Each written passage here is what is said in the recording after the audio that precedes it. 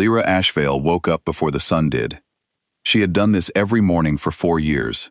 Not because she wanted to, because the laundry did not wash itself, and if she was late, the pack's head steward would dock her meal tokens for the day. So she rose in the dark, pulled on her worn gray uniform, and walked down 3 flights of stairs to the basement level of the Ironpeak pack house, where the machines were already waiting for her. She was 22 years old. She had no family name worth keeping.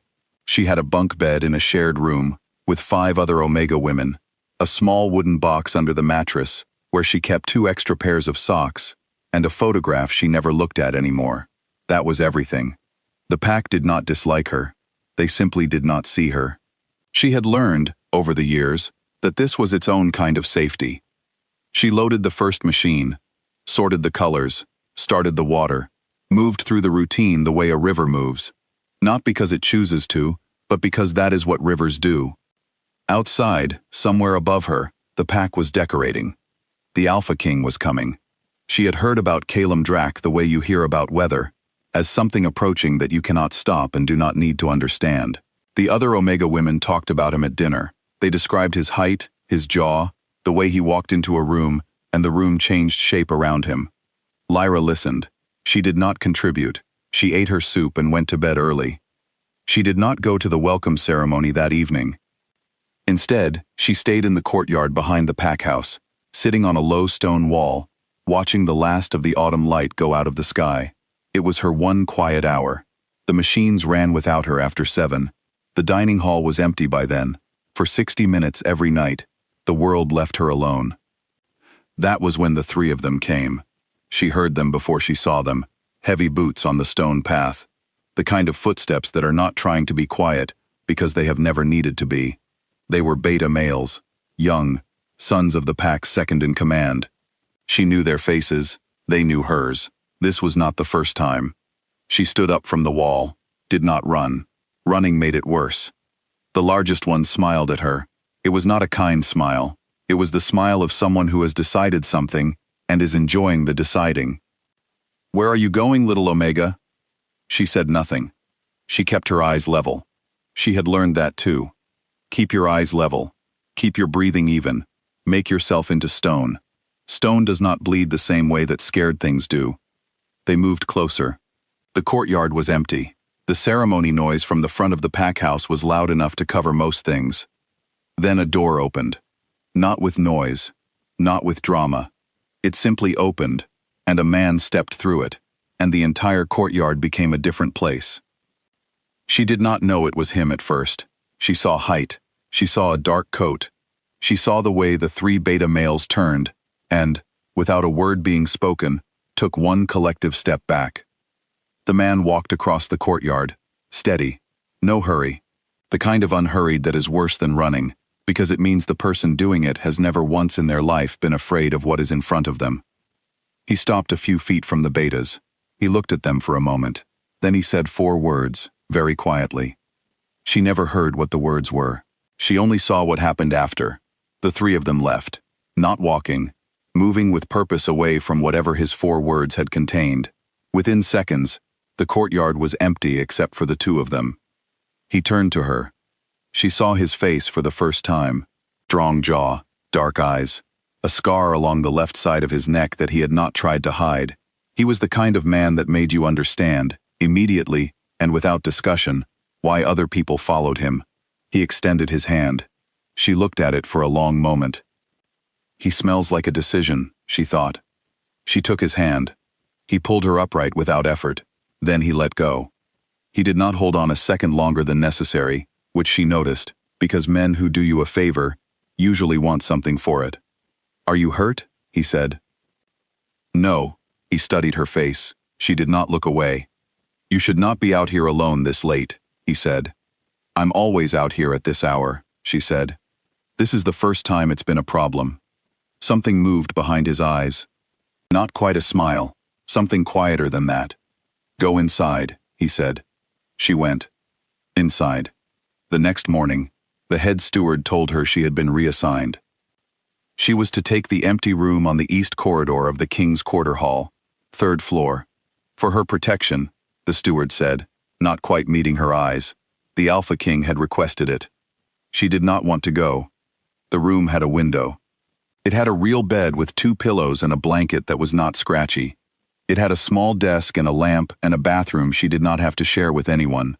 It was the nicest place she had ever been asked to live, and it made her deeply uncomfortable in a way she could not explain. She unpacked her wooden box, 2 pairs of socks. The photographs she did not look at.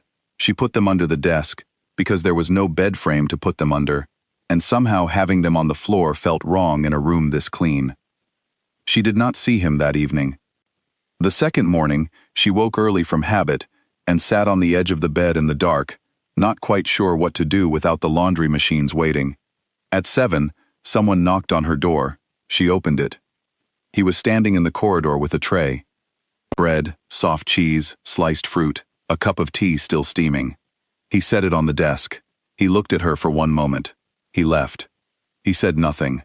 She stood in the room for a while after he was gone, looking at the tray. Then she sat down and ate every single thing on it. She had stopped eating breakfast 3 years ago. After the photograph, she did not think about why she started again. She simply picked up the bread and ate. The full moon ceremony happened on the last Friday of the month. The entire pack gathered in the main courtyard under a sky so clear it felt like something planned it. Lyra stood near the back, in the crowd, in her gray uniform. She was very good at standing near the back. Caelum stood at the front, as was custom. The elders performed the moon blessing. Everyone raised their faces to the light. Lyra raised hers too. She always did this privately, at night, but there was something different about doing it in the middle of a crowd.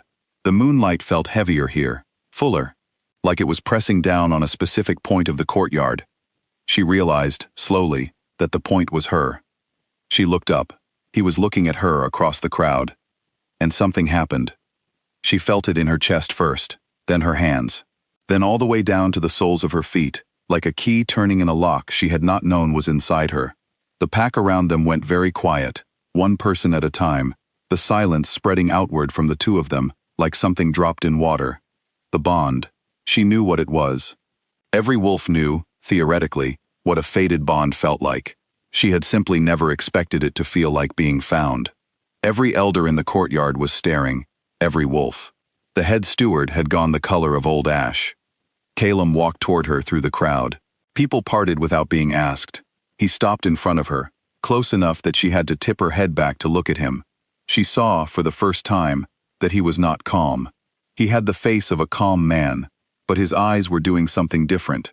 Something that looked like a man who has been looking for something for a very long time and has just found it in the last place he thought to check. "This is a mistake," she said. Her voice came out steady. She was proud of that. "No," he said. That was all. 3 days later, the council called a formal meeting. Lyra sat in a chair at the far end of a long table and listened to 7 very important wolves explain what she was. Ancient Omega bloodline, moon-marked from birth. The texts used words like vessel and embodiment and divine feminine, and other large words that had nothing to do with her wooden box or her 2 pairs of socks. The moon goddess, made flesh, walking among the pack for 22 years, washing their shirts. She looked at her hands on the table. They were chapped from the laundry chemicals. The knuckle on her right index finger still had a small scar from the industrial machine door from last winter. The head council elder leaned forward. He spoke about what her role would be, the title, the ceremony, the way the pack would receive her. He spoke for a long time. She let him finish. Then she said, "I'm not a goddess. I'm the woman who washed your shirts for 4 years." The room went silent. The elder opened his mouth, then closed it. "I understand what the texts say," she continued. "I understand what you believe I am, but I will not become a title. I won't be installed in a room and presented to people like an explanation for something they don't understand." She paused. "I accept the bond. I do not accept the ceremony." The council erupted. All 7 of them talking at once, the way people do when the world has not behaved according to their planning. She did not flinch. She had grown up learning to be stone, and stone does not flinch at noise. Then the room went quiet again. Not because the council stopped talking, because Caelum stood up. He did not speak. He walked to her end of the table, slowly, past each elder in turn, and they each went quiet as he passed them. He stopped in front of her chair. He looked at her for one moment. Then he knelt, on both knees, in front of every elder and every council member and the record keeper in the corner who would write this down and carry it for 100 years. The Alpha King of the Ironpeak conclave, on his knees, on the stone floor, in front of an Omega woman with chapped hands and a wooden box under her desk. The room had no more noise left in it. "I know who you are," he said. His voice was very quiet. "You are not a ceremony. You are not a title." He paused. "You are the person I have been looking for since I was 16 years old, and did not know your name." She looked at him for a long time. She thought about the 3 years without breakfast. The photograph she did not look at. The 5 women in the shared room who had never once asked her how she was doing. The 22 years of making herself so small that she took up no space in anyone's life, because taking up space always led to someone deciding to take it back. She thought about the bread, and the soft cheese, and the cup of tea, set down without a word, with no requirement attached. "Stand up," she said quietly. "Not until you say yes." Yes to what? To staying. To this. To whatever it becomes. He looked up at her. Not to a title. Not to a ceremony. To me asking you every morning whether you want tea or coffee, and learning the difference, and remembering it. Something in her chest cracked open. Very quietly, the way old ice cracks when spring finally decides to arrive. "Tea," she said. "It's always been tea." He stood up. The council had many things to say after that. They said all of them. Caelum listened to each objection with the patience of a man who has already made his decision and is simply allowing others the dignity of speaking. Then he said, "She has given her answer. The rest is detail." The meeting ended. 3 weeks passed. Lyra did not move back to the shared room. She did not move to the formal goddess quarters the council had prepared either.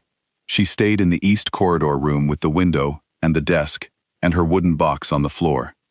She started walking the pack grounds in the morning, not hiding near the back, just walking, at her own pace, with no particular place to be.